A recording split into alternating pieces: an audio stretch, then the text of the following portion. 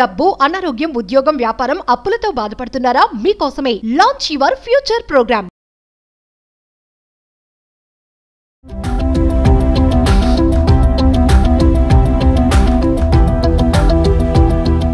నమస్తే, welcome back to Suman TV. Present మనతో పాటు ఉన్నారు ఎనలిస్ట్ మందర్ కృష్ణారెడ్డి గారు.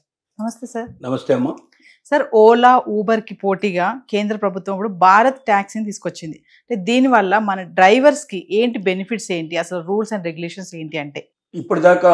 ఇప్పుడు అమెరికన్ ప్రెసిడెంట్ ట్రంప్ దేనికి తాపత్రయపడుతున్నాడంటే, అమెరికా నుంచి డబ్బు ఇతర దేశాలకు వెళ్ళకూడదు, ఇతర దేశం డబ్బు అమెరికాకు రావాలి, అమెరికాలోనే ఎక్కువ డబ్బు క్రియేట్ కావాలి, అమెరికా మరింత వెల్దీగా తయారు కావాలి, ఎక్కువ ధనిక దేశంగా తయారు కావాలని తాపత్రయపడుతున్నాడు. అదే తాపత్రయం మోడీ గారు కూడా ఇవాళ కాదు, సెంట్రల్ గవర్నమెంట్లో వచ్చినప్పటి నుంచి కూడా ప్రయత్నాలు జరుగుతున్నాయి. ఆత్మనిర్భర్ భారత్ అని, అలాగే వోకల్ ఫర్ లోకల్ అనేటువంటి లోకల్ ఫర్ వోకల్ అన్నట్టుగా ఇలా రకరకాలుగా మనమే తయారు చేసుకోవాలి. ప్రతి ఒక్క వస్తువును మనం తయారు చేసుకోవాలి, ప్రతి ఒక్క సర్వీసును మనమే ఇవ్వగలగాలి. అప్పుడేమవుతుందంటే ఇతర దేశాలకు ఇక్కడ నుంచి వెళ్ళేటువంటి డబ్బు వెళ్ళినప్పుడు రెండు రకాల నష్టాలు ఉన్నాయి. ఒకటి, మన దేశం డబ్బు అక్కడికి తరలి వెళ్తుంది, వెళ్ళేది కూడా ఎట్లా వెళ్తుంది, మళ్ళీ డాలర్ రూపంలో వెళ్తుంది, మన ఇండియన్ కరెన్సీ రూపంలో పోదు. అంటే మన దగ్గర ఉన్న డాలర్ నిల్వలన్నీ తగ్గిపోతాయి. డాలర్ నిల్వ తగ్గిపోవడం వల్ల రేపొద్దున అనుకోకుండా అవాంతరం ఏదైనా యుద్ధం లాంటివి వచ్చినా, లేకపోతే ఇంకేదైనా ఇంపోర్ట్ చేసుకోవాల్సిన పరిస్థితి ఏర్పడితే దానికి మన డాలర్ కట్టాల్సిన పరిస్థితి ఏర్పడుతుంది. ఇలాంటి పరిస్థితులు మనకు ఉంటాయి. కాబట్టి డాలర్ని కాపాడుకోవాలి, తర్వాత బంగారం నిల్వలు కాపాడుకోవాలి. ఇలాంటి వాటన్నిటి కూడా ఏంటంటే మన దేశంలోనే ప్రతి ఒక్కటి తయారైతే బాగుంటుందనేది ఉద్దేశం. దాంట్లో భాగంగానే భారత్ ట్యాక్స్ గురించి ఆలోచన జరుగుతుంది. ముఖ్యంగా చైనా దీన్ని మనం ఆదర్శంగా తీసుకోవాలి. చైనాలో దాదాపు ఒక 25 ఏళ్ల క్రితం ఒక పెద్ద రెవల్యూషన్ వచ్చింది. 25 ఏళ్ల క్రితం వాళ్ళు ఏం డిసైడ్ చేసుకున్నారంటే, ప్రతి మనిషికి ఉద్యోగం దొరకాలి, ప్రతి మనిషికి ఏదో ఒక పని దొరకాలి, ఖచ్చితంగా ప్రతి మనిషికి ఆదాయం పెరగాలి. రెండోది, ప్రపంచంలో ఏ మూలన దొరికే వస్తువు అయినా మన దగ్గర తయారు కావాలి. అది గుండు పిన్ని దగ్గర నుంచి హెలికాప్టర్ దాకా ఏదైనా ఇక్కడే తయారు కావాలి. యుద్ధ ట్యాంకులు కూడా ఇక్కడే తయారు కావాలి. మనం ఏ దేశం మీద ఆధారపడకూడదు, ప్రతి దేశం మన మీద ఆధారపడే పరిస్థితి తెచ్చుకోవాలి. అప్పుడే మనం ఎదిగిపోతాం, అప్పుడే ప్రపంచ దేశాన్ని మనకు భయపడతాయి అనేటువంటి ఒక ఆలోచనకు వచ్చాయి. వాళ్ళు ఎంత సులభం చేశారంటే, ఒక పెద్ద కంపెనీలో తయారు చేసేటువంటి ప్రోడక్ట్స్ లాంటివి తీసుకుంటే, ఒక కారే ఉందనుకుందాం, కారు తయారు చేయాలంటే కారులో అనేక రకాల భాగాలు ఉంటాయి. చిన్న చిన్న నట్టు బోల్టు దగ్గర నుంచి మొదలు పెడితే ఇంజిన్ దాకా రకరకాలు ఉంటాయి. ఇవి తయారు చేయాలంటే ఒక పెద్ద పరిశ్రమ పెట్టి, ఇప్పుడు కియా మోటార్స్ అని పెట్టారు. దానికోసం ఒక 100 ఎకరాల స్థలం, దానికోసం వాటర్ సప్లై చేయడానికి ప్రత్యేకంగా ఒక కాలువ తీసుకొచ్చి దాన్ని కలపడం, తర్వాత అక్కడ లోకల్ వాళ్ళకి చాలా మందికి ట్రైనింగ్ ఇవ్వడం, ఇట్లాంటివన్నీ రకరకాలు చేశారు. వీళ్ళు దాని బదులుగా ఏం చేశారంటే, దీన్ని ఒక హోమ్ ఇండస్ట్రీ లాగా తయారు చేశారు. హోమ్ ఇండస్ట్రీలో ఒక 10 మందో 20 మందో 25 మందో ఒక క్లస్టర్ అంటారు. ఆ క్లస్టర్ని దీనికి ఆటోమొబైల్ క్లస్టర్ అని పేరు పెట్టి కారు మ్యానుఫ్యాక్చరింగ్ మీకు అప్పచెప్తున్నాం. ఈ ఇంట్లో ఉండేవాళ్ళు ఈ పార్ట్ తయారు చేయండి, ఈ ఇంట్లో ఉండేవాళ్ళు ఈ పార్ట్ తయారు చేయండి, ఈ ఇంట్లో వాళ్ళు ఈ పార్ట్ చేయండి, ఇది చేయండి. ఇంజన్ లాంటివి కొంచెం పెద్దది, ఒక చిన్న ఇండస్ట్రీ లాగా, కొంచెం పెద్ద ఇండస్ట్రీ లాగా పెట్టంటే, చిన్నదంటే ఒక హోమ్ ఇండస్ట్రీలోనే ఇంకొద్దిగా పెద్దది, ఒక హాల్ లోపల తెచ్చుకునే పద్ధతి లోపల ఇట్లాంటి మిషనరీని కూడా తయారు చేయించారు. ఆ మిషనరీని ఎక్కడికక్కడ ఇళ్లలో ఫిట్ చేశారు, ఒక గదిలో ఫిట్ చేశారు. ఇంట్లో వాళ్ళు ఎవరైతే ఉన్నారో సీనియర్ సిటిజన్స్ కానీ, తర్వాత లేదా హౌస్ వైఫ్ కానీ, తన పనులు పూర్తి చేసుకోగానే ఇమీడియట్గా దీంట్లోకి ఎంటర్ అవుతుంది. ఆ రోజుకి వాళ్ళకి ఇన్ని సప్లై చేయాలనేది ఒక కోటా ఉంటుంది. ఇన్ని 100 కాగానే ఒక ప్యాక్ చేసి ఇక్కడ ఇచ్చేయండి, లేదా 10 కాగానే ఇట్లా ఇచ్చేయండి అనేది ఒక పద్ధతి ఉంటుంది. వాళ్ళకి ఒక సిస్టమ్ పెడతారు. ఆ సిస్టమ్ ప్రకారంగా ఎన్ని తయారు కావాలని తయారు చేసేసి తీసుకెళ్ళి అక్కడ ఇచ్చేస్తారు. అంటే ఆ ఏరియాలోనే ఒక్కొక్క ఇంట్లో ఒక్కొక్కటి తయారైపోయి మొత్తం మీద ఆ వీధిలోనే ఒక కారు తయారైపోతుంది. మొత్తం అసెంబ్లింగ్ యూనిట్ ఒకటి కొద్దిగా ఉంటుంది, పెద్దగా ఉంటుంది, ఒక పెద్ద షెడ్ ఉంటుంది. మిగతావన్నీ కూడా చిన్న చిన్న ఇళ్లలోనే తయారవుతాయి.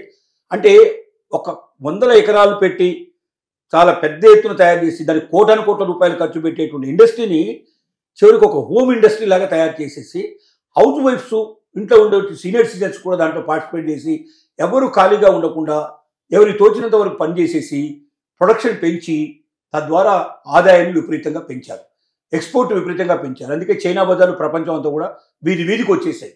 ప్రతి నగరంలో, ప్రతి ఊళ్ళో, చివరికి చిన్న మండల హెడ్ క్వార్టర్స్లో కూడా ఇవాళ చైనా బజార్ లోపలే పరిస్థితి ఏర్పడింది. అదేవిధంగా భారతదేశం కూడా ఆలోచించింది ఏంటంటే, ఇక్కడ ఏవైతే అదర్ కంట్రీస్ నుంచి వచ్చి ఇక్కడ సర్వీస్ సెంటర్స్ని కానీ, లేకపోతే ఇక్కడ మనకు వస్తువులు ఇవ్వడం కానీ, మనకు అమ్ముతున్నటువంటి వాళ్ళు ఎవరు ఉన్నారు, వాటిని బదులుగా మనమే ఎందుకు తయారు చేయకూడదు అనేటువంటి ఆలోచన నుంచి పుట్టిందే మనకు భారత్ ట్యాక్స్ అనేది.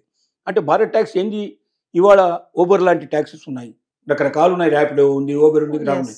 ర్యాపిడో అంటే మన ఇండియన్ వాళ్ళు చేసింది తప్ప మిగతా ఇప్పుడు వాడుకున్నంత విలువ ఇప్పుడు వేరే వాడుకున్నవి మన దగ్గర లేవు.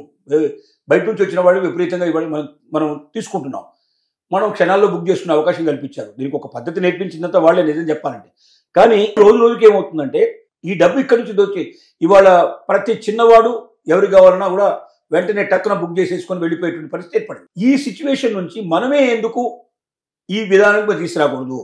ఆటోలు కానీ ట్యాక్సెస్ కానీ ఏదైనా సరే మనం మన సొంతంగా ఇండియన్ కంపెనీని ఎందుకు మనం ఎస్టాబ్లిష్ చేయకూడదు?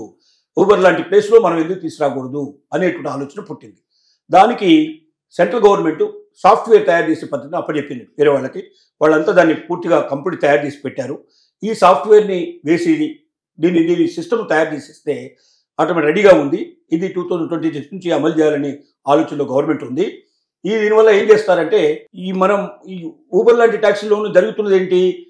ట్యాక్సీ కొనుక్కునేవాడు ఓనర్ ఉన్నాడు. ఈ ఓనరు వాడు డబ్బులు పెట్టి వాడు ట్యాక్సీ కొనుక్కున్నాడు. కానీ ఊబర్కి ఏం చేస్తాడు? దాన్ని కాంట్రాక్ట్ బేస్లో రాసిస్తాడు. అంటే ఇన్నాళ్ళు నీ దగ్గర పని చేస్తాను, ఇన్నాళ్ళు పెడతానని చెప్పి వాడి సిస్టమ్ దీంట్లో దానికి సాఫ్ట్వేర్ ఇస్తాడు. ఈ సాఫ్ట్వేర్ వేసుకోవడం వల్ల ఎక్కడి నుంచి కస్టమర్ ఫోన్ చేసినా వాళ్ళకు వస్తుంది ఆ ఫోన్ ముందర. ఆ ఫోన్ ఏం చేస్తారు? ఇక్కడ డైవర్ట్ చేస్తారు. చేసి పలానా వాడు నేను అడుగుతున్నాడు, నువ్వు ఇప్పుడు ఎక్కడ ఉన్నావు కనుక్కుంటారు. నేను ఇక్కడ ఉన్నాను, ఎంతసేపట్లో వస్తావు? కస్టమర్కి ఆ విషయం తెలిసిపోతుంది. దాని ప్రకారం వీడు అక్కడికి వెళ్తున్నాడు, ఎక్కించుకుంటాడు. పేమెంట్ ఎవరికి పోతుంది? వాడికే వెళ్ళిపోతుంది. అందులోంచి వాడి డబ్బులన్నీ కట్ చేసుకొని వీడికి ఇస్తున్నారు. అంటే ఒక రకంగా ఏం చేయాలంటే వీడు ఒక ఎంప్లాయీ లాగా పనిచేస్తున్నాడు అక్కడ. అంతే. తను కారు కొనుక్కొని తను డ్రైవింగ్ చేసుకుంటూ తన శ్రమ ఫలితంలో మ్యాక్సిమం అవతల వాడికి ఇస్తున్నాడు. అలాంటి పరిస్థితుల లోపల దీనికన్నా నువ్వే ఓనర్వి, నువ్వు ఎవరికి పట్టుగా పన్ను దీనికోసం డబ్బులు ఇవ్వాల్సిన అవసరం లేదు. నువ్వు కమిషన్ ఇవ్వాల్సిన అవసరం లేదు. నువ్వు సాఫ్ట్వేర్ మేము ఇన్స్టాల్ చేసేస్తాం. నీకు ఇప్పుడు నడుస్తున్న పద్ధతిలోనే నడుస్తుంది. బట్ దీన్ని భారత్ ట్యాక్స్ అన్నాం. ఇది ఊబర్ కానీ ఇట్లాంటి కాదు. ఈ టైప్లో ఈ వరకు వస్తుంది. దీన్ని నువ్వు పెట్టుకోవడం వల్ల ఏంటి? ఒక్క పైసా దీంట్లో కమిషన్ ఇవ్వాల్సిన అవసరం లేదు. నీ డబ్బులు నువ్వే ఎంజాయ్ చేయొచ్చు. నువ్వు ఇన్కమ్ ట్యాక్స్ నీకు డిక్లేర్ చేస్తావు కాబట్టి దాంట్లో ఒకవేళ నీకు ఇచ్చిన వ్యక్తిగతంగా 3 లక్షలు 5 లక్షలు నీకు ఎంత ఉందో ఆ పరిధిలో ట్యాక్సెస్ ఒక్కొక్కరికి ఒక రకంగా ఇన్కమ్ ట్యాక్స్ ఉన్నాయి. ఆ ఇన్కమ్ ట్యాక్స్ దానికన్నా నువ్వు మించి సంపాదిస్తే ఆటోమేటిక్గా ట్యాక్స్ కడతావు. అంతకన్నా ఉండదు. అది ఇప్పుడేమీ చేయక తప్పదు. ఊబర్కి ఇచ్చిన తర్వాత కూడా మిగిలిన దాంట్లో ఎక్కువ పైసలు వస్తే ఆటోమేటిక్, ఎందుకంటే ప్రతి ఒక్క రూపాయి ఖచ్చితంగా ఇదంతా యూపీఐ పేమెంట్ అంతా కూడా ఆన్లైన్ పేమెంటే జరుగుతుంది కాబట్టి పేమెంట్ ఆటోమేటిక్గా ఎంత కట్టారో తెలుస్తుంది కాబట్టి ఎక్సెస్ అమౌంట్కి అంతా కూడా ట్యాక్స్ కట్టాల్సి వస్తుంది. అప్పుడు నువ్వే అనుభవించి నువ్వే చక్కగా చేసుకోవచ్చు. ఈ కమిషన్ రూపంలో కోట్ల రూపాయలు వాడు దండుకుపోయే పరిస్థితి కన్నా ఆ కోట్ల రూపాయలు దేశానికి మిగులుతాయి. తర్వాత ఓనర్స్గా వీళ్ళు యజమానులుగా ఎక్కువ ఆనందించే అవకాశం ఉంటుంది, ఎక్కువ సంపాదించుకునే అవకాశం ఉంటుంది. నిరుద్యోగుల కన్నా చిరుద్యోగుల నుంచి ఇప్పుడే ఒక యజమానిలాగా మారిపోయే అవకాశం ఉంది. ఒక్కొక్కడు ఒక ట్యాక్సీ కాదు 10 ట్యాక్సీలు నడుపుకోగలిగే పరిస్థితులు ఏర్పడతాయి. అలాంటి పరిస్థితి ఏర్పడుతుంది కాబట్టి భారతదేశం దీన్ని ఎంకరేజ్ చేస్తోంది. ఒకవేళ ఇదంతా అనుకున్నట్టు జరిగితే 2026లో ఇవి అమలుకు వస్తే విదేశీ కంపెనీలన్నీ ఈ దేశం నుంచి పలాయనం చిత్తగించాల్సిన పరిస్థితి ఏర్పడుతుంది. ఇండియన్ కంపెనీస్ మొత్తం వీటిని ప్లేస్లో ఆక్రమించుకునే అవకాశాలు ఉన్నాయి. ఇంకోటి ఏంటంటే దీనివల్ల ఒక లాభం నష్టం రెండు ఉన్నాయి, లాభాలు కూడా ఉన్నాయి. ఏంటంటే ఇప్పుడు మనం బుక్ చేసినప్పుడు ఏమవుతుందంటే వాస్తవంగా ఎంతసేపట్లో వస్తుందో తెలియదు. తను టకటక ఏం చేస్తారంటే క్యాన్సిల్ చేసుకుంటూ పోతుంటారు. మీకు రావడం లేదు అంటే ఇంకోటి బుక్ చేయాలి. ఒక్కోసారి అసలు ఊరుగా వర్షాలు కురుస్తున్నప్పుడు కానీ చాలా ఇంటీరియర్ ప్లేస్లో ఉన్నప్పుడు కానీ చాలా టైం పడుతుంది. ఒకసారి గంటల తరపు కూడా వెయిట్ చేయాల్సిన పరిస్థితి. ఇప్పుడు ఇందులో అట్లా ఉండదు. ఒకసారి బుక్ చేస్తే ఖచ్చితంగా వస్తామని ప్రామిస్ చేస్తే ఆ టైంకి వచ్చేస్తాయి.